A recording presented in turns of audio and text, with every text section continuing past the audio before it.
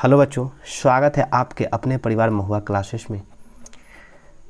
आज मैं बात करूंगा क्लास 10th का बायोलॉजी का पहला चैप्टर के जो भी वन लाइनर क्वेश्चन यानी ऑब्जेक्टिव क्वेश्चन है उसके बारे में, जो बहुत ही वीवीआई क्वेश्चन मैं लेकर के आया हूं। सबसे पहले अगर आप अभी तक इस चैनल को सब्सक्राइब नहीं किया है तो सबसे पहले इस चैनल को सब्सक्राइब कर ले, ताकि मैं जो भी वीडियो डालूं वह आपके पास जाते रहे और इस वीडियो के माध्यम से आप तैयारी करते रहें। चलते हैं क्वेश्चन की तरफ। हमारा पहला क्वेश्चन है कि रक्त में आयरन की कमी से होने वाला रोग, यहाँ पे हो है होने वाला रोग होगा, होने वाला रोग, होने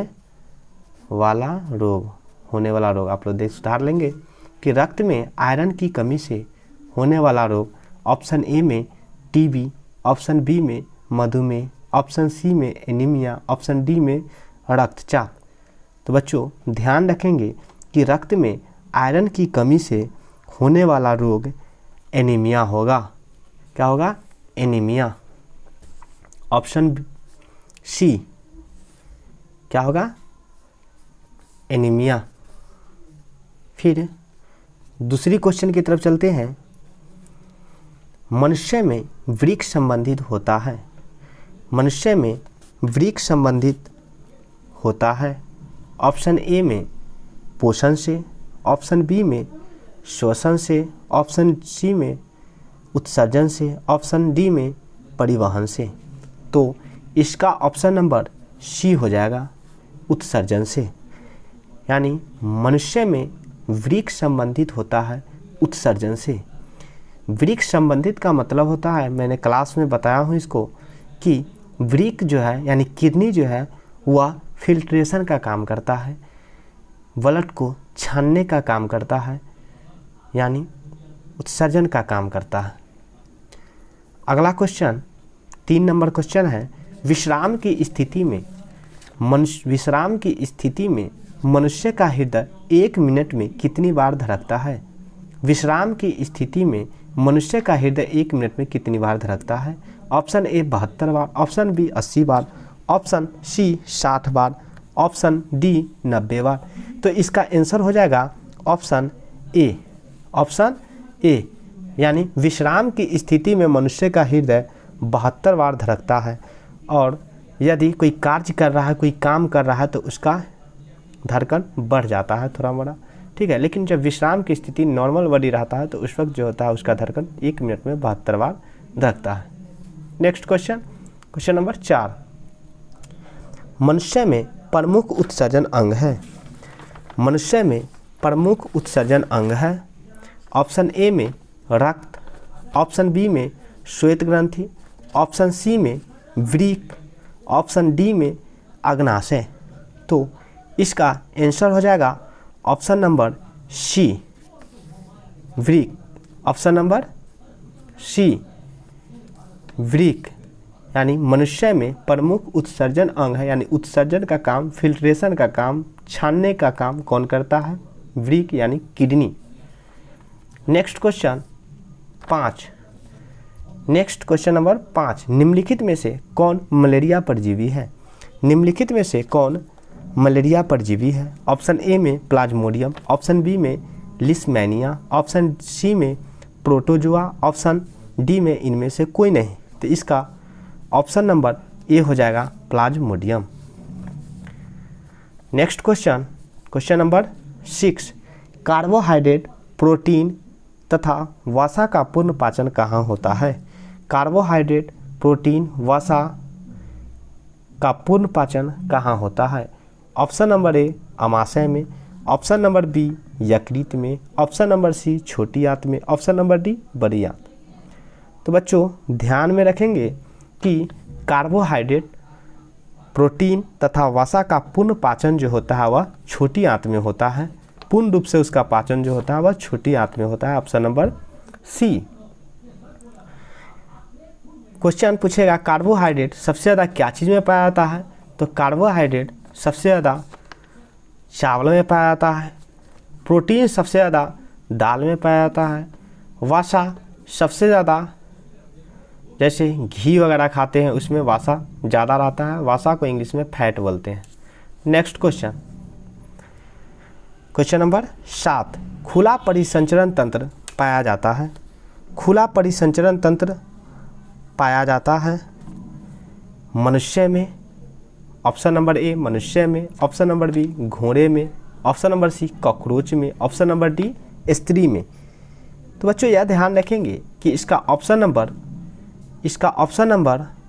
सी हो जाएगा। खुला परिसंचरण तंत्र पाया जाता है कॉकरोच में। खुला परिसंचरण तंत्र पाया जाता है क्या चीज़ में? कॉकरोच में। खुला परिसंचरण तंत्र क्या होता है? कॉकरोच में, क्योंकि इसका कंकाल जो होता है वह बाहरी होता है, बाहर होता है। और बंद परिसंचरण तंत्र जैसे मानव का, हम लोगों का यह बंद परिसंचरण तंत्र है। और खुला परिसंचरण तंत्र जो है जैसे कॉकरोच यानी केकड़ा, कीड़ा मकोड़ा, इस सब का खुला परिसंचरण तंत्र होता है। ठीक है। फिर नेक्स्ट क्वेश्चन, क्वेश्चन नंबर 8, हमारे शरीर में कौन सा हार्मोन कार्बोहाइड्रेट, प्रोटीन तथा वसा के उपापचय का नियंत्रण करता है? ऑप्शन नंबर ए में इंसुलिन, ऑप्शन नंबर बी में थायरोक्सिन, ऑप्शन नंबर सी में टेस्टोस्टेरोन, ऑप्शन नंबर डी में एस्ट्रोजन। तो बच्चों इसका आंसर हो जाएगा ऑप्शन नंबर बी थायरोक्सिन।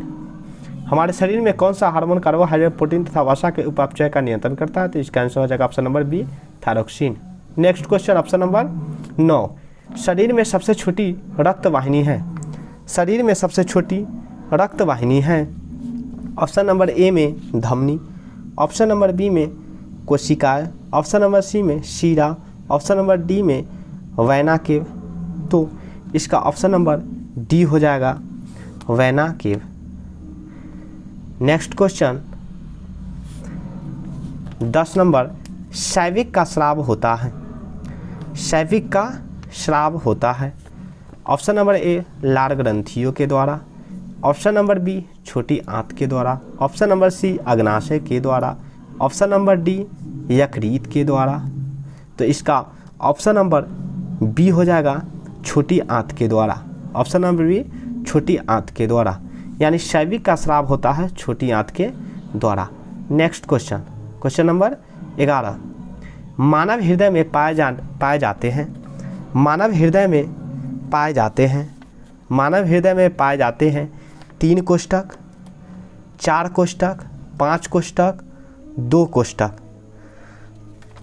तो इसका ऑप्शन नंबर हो जाएगा 4 कोष्ठक, यानी मानव के हृदय में जो होता है वह 4 कोष्ठक पाया जाता है।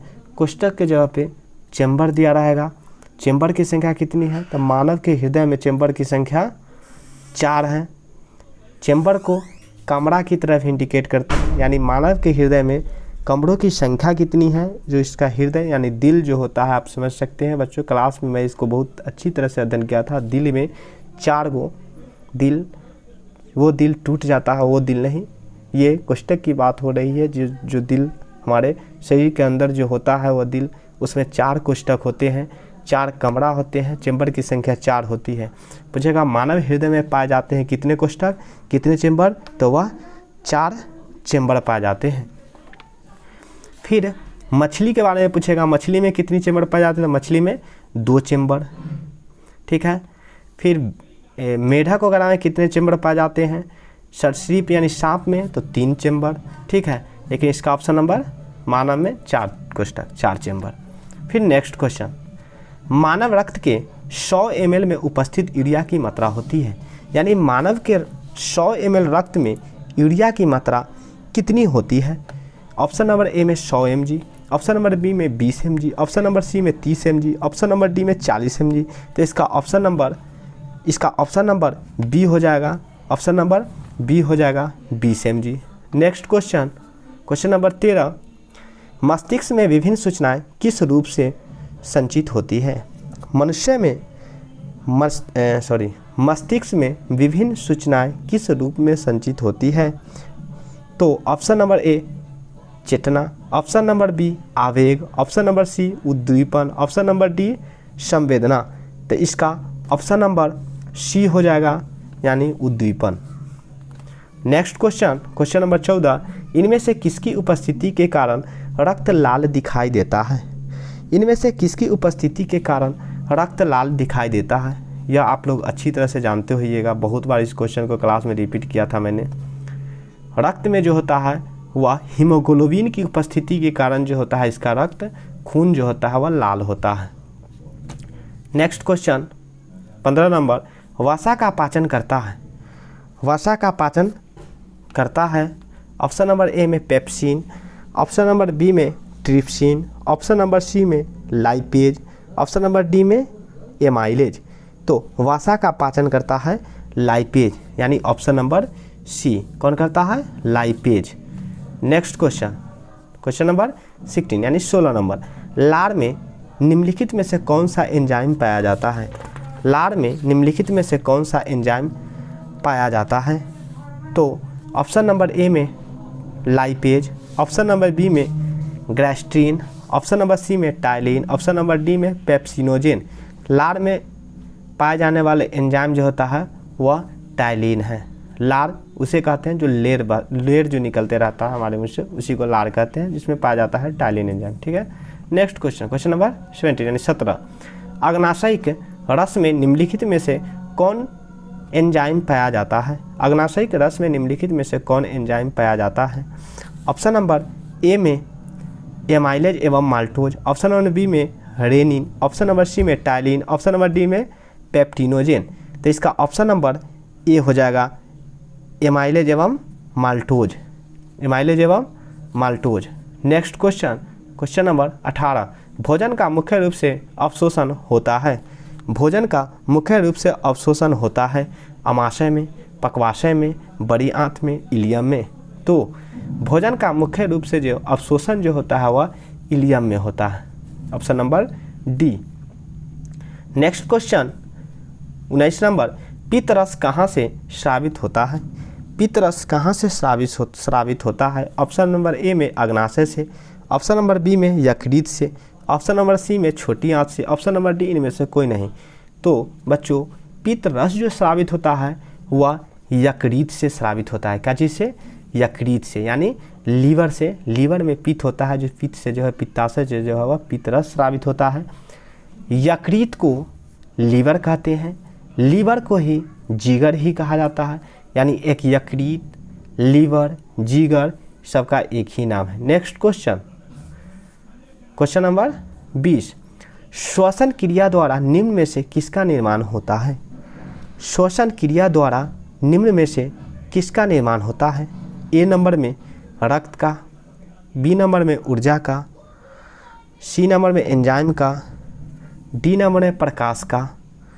तो इसका आंसर हो जाएगा ऑप्शन नंबर बी, ऊर्जा का। यानी श्वसन क्रिया द्वारा निम्न में से किसका निर्माण होता है? श्वसन करते समय जो होता है वह ऊर्जा का निर्माण होता है, ऊर्जा निकलते रहता है। ठीक है बच्चों, यह 20 क्वेश्चन था, यह बहुत ही VVI है। ये सारे क्वेश्चन को आप लोग देख लेंगे। इसी तरह से एग्जाम में वहाँ ऑप्शन के साथ में रहेगा, आपको ऑप्शन को चूज करके टिक करते हुए चलना है जो सही होगा। ठीक है। अगर आप लोग अभी तक इस चैनल को सब्सक्राइब नहीं किए हैं बच्चों, तो चैनल को सब्सक्राइब कर लें, ताकि जो भी वीडियो होगा वो आपके पास जाते रहेगा। सब्सक्राइब कर लें ताकि जो भी वीडियो होगा वो आपके पास तक जाते रहेगा। ठीक है, धन्यवाद।